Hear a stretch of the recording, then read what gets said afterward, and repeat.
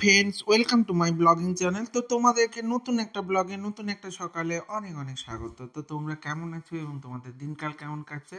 তো তোমাদেরকে আমার এই ব্লগগুলো দিতে তো প্রচুর পরিমাণে ভালো লাগে। তো দেখো, মাঝারি সাইজের চিংড়ি নিয়ে চলে এসেছিলাম, কিন্তু সব চিংড়িটা রান্না করিনি, কারণ আমরা তো তিনজন, আর পাপাই চিংড়ি মাছ খুব একটা খায় না, কারণ ওর একটু অ্যালার্জির প্রবলেম আছে।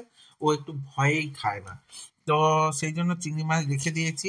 তো চিংড়ি মাছ রেখে দেওয়ার পর মানে কিছুটা চিংড়ি রান্না করবো আর কিছুটা রেখে দিয়েছি। আর কাকিমা কিন্তু অলরেডি আমাদের মশলা করে দিয়েছে। আর আমি আগেই বলেছি যে আমাদের সিলে বাটা মশলা দিয়েই কিন্তু রান্না হয়ে থাকে। তো সিলে বাটা মশলায় দেখো পেঁয়াজ, আদা, রসুন, তবে ভেবো না এতটা এতটা সব কিছু দেবো, এতটা এতটা দেবো না। তো একটুখানি তেল দিয়ে দিচ্ছি গরম করার মধ্যে। তো এরপরে আরেকটু তেলটা গরম হয়ে গেলে তার মধ্যে দিয়ে দিব চিংড়ি মাছগুলো, দিয়ে ভেজে নেব। আর চিংড়ি মাছগুলোতে নুন হলুদই শুধু মাখিয়েছি, আর কিছু কিন্তু মাখাইনি। তো ভেজে নিচ্ছি। দেখো, হালকা করেই ভাজবো, প্রচুর পরিমাণে যে ভাজবো তা নয়। তো হালকা করে ভাজবো। আর কি কি নিয়েছিলাম, তো একটু তেজপাতা, আর আমি কিন্তু কাঁচা লঙ্কা দিয়েছি। তোমরা চাইলে শুকনো লঙ্কাও দিতে পারো, আর চাইলে গরম মশলাও দিতে পারো, কিন্তু আমি গরম মশলা খুঁজে পাইনি, কারণ মৌলি আমাকে গরম মশলা বের করে দিয়ে যায়নি। তো আমি ওই সময় কাজ ছিল, ও চলে গেছিলো, তাই গরম মশলা ছাড়াই কিন্তু রান্না করে নিয়েছি। আর একটুখানি তেল দিয়ে দিয়েছি। তো তেল দেওয়ার পর তাতে কিন্তু দিয়ে দিব একটু ওই কাঁচা লঙ্কা ভেঙে দিয়ে দিলাম, আর তার সঙ্গে সঙ্গে তেজপাতা দিয়ে দিব। তো তেজপাতা আর কাঁচা লঙ্কা দিয়ে ভালো করে একটু ফোড়ন টাইপের দিয়ে কষিয়ে নিয়ে তার মধ্যে দিয়ে দিব রসুন।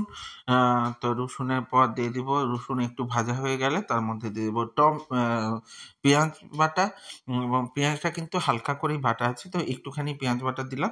আর তার সঙ্গে দিয়ে দিব টমেটো। তো টমেটো দিয়ে একটু ভালো করে কষিয়ে নিতে থাকবো। তো কষিয়ে নেওয়ার পর দেখো টমেটো দিয়ে দেবো, কিন্তু এই দেখো টমেটো দিয়ে দিয়েছি। তো কষিয়ে নেওয়ার পর এবার টমেটো দিয়ে একটু ভালো করে কষিয়ে নেব। তো কষিয়ে নেওয়ার পর দেব তাতে আমরা আদা বাটা। তো একটুখানি আদা বাটা দেবো। তো সব কিছুই মশলা একটু কম কম দিয়েছি। আর আমি দেখো নারকেল কোড়াটা যেটা আছে সেটা একটু জলের মধ্যে ডুবিয়ে রাখলাম, যাতে আমার নারকেলের দুধটা বের করতে একটু সুবিধা হয়, তার জন্য একটু জলে ডুবিয়ে রাখলাম, যাতে পুরো দুধটাই আমি নিয়ে নিতে পারি। তো নারকেলের নারকেলটাকে কোরানোর পর মানে ওটা জলে ভিজিয়ে রেখে দিয়েছি। আর এই পাশে আমি কিন্তু দিয়ে দিলাম লঙ্কা গুঁড়ি, তো একটু হলুদ গুঁড়ি, তো দিয়ে আরেকটু কষাতে থাকবো। তো কষিয়ে নেওয়ার পর দিয়ে দিবো একটু নারকেল দিয়ে কষাবো। আমি আর আলাদা কোনো জল ব্যবহার করিনি। তো শুধুমাত্র ওটা দিয়েই বানাবো, কারণ আমার বেশি পরিমাণ ছিল না। তো কিন্তু আমার একটু নুন কম হয়ে যেতে পারে, তাই নুন আর তার সঙ্গে সঙ্গে দেবো চিনি। তো এগুলো কিন্তু প্রত্যেকটা জিনিস তোমাদের নিজেদের স্বাদ মতো দেবে।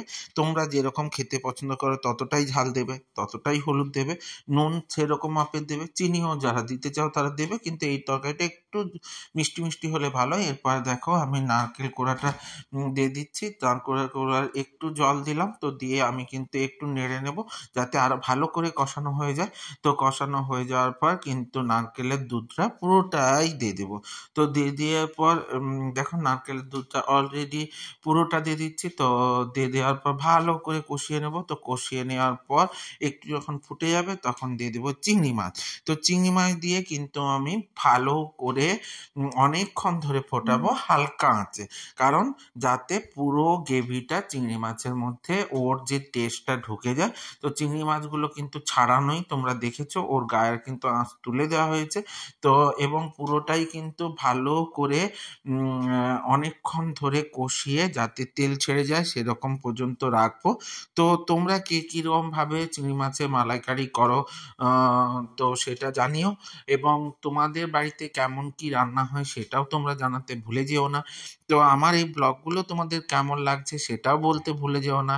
তো অবশ্যই তোমাদের কাছে আমার এই ব্লগগুলো যেমন লাগবে সেগুলোকে কমেন্টের মাধ্যমে জানিও। তোমরা কে কে ট্রাই করলে এবং কার কেমন লাগলো সেটাও জানিও। তবে আমি বলবো যাদের বাড়িতে নারকেলের দুধ দিতে পারবে না তারা কিন্তু একটু আমুল দুধও ব্যবহার করতে পারো, বা এমনি গরুর দুধ দিয়েও কিন্তু বানাতে পারো। তো এরপর দেখো চিংড়ি মাছগুলো দিয়ে দিয়েছি এবং কষিয়ে নিয়েছি। তোমাদেরকে তো বললাম কেমনভাবে কষাবে আর কতটা কি হলে কীরকমভাবে কতক্ষণ পর্যন্ত রাখবে সেটা অবশ্যই দেখিয়ে দেবো। তো আমার ব্লগটা যদি ভালো লেগে থাকে তাহলে লাইক কমেন্ট শেয়ার করে দিও। ইউটিউব থেকে দেখলে অবশ্যই সাবস্ক্রাইব করে দিও এবং সাথে বেল আইকনটা ক্লিক করে দিতে ভুলে যেও না, যাতে আমার ভিডিওগুলো তোমাদের সামনে সবার প্রথমে চলে আসে। এইভাবেই আমার সাথে থেকো, সঙ্গে থেকো, জুড়ে থেকো। তো দেখা হচ্ছে নতুন একটা ব্লগে, নতুন একটা সকালের সাথে। ততক্ষণের জন্য শুভরাত্রি, গুড নাইট, খুব খুব ভালো থাকো এবং জুড়ে থাকো। টাটা।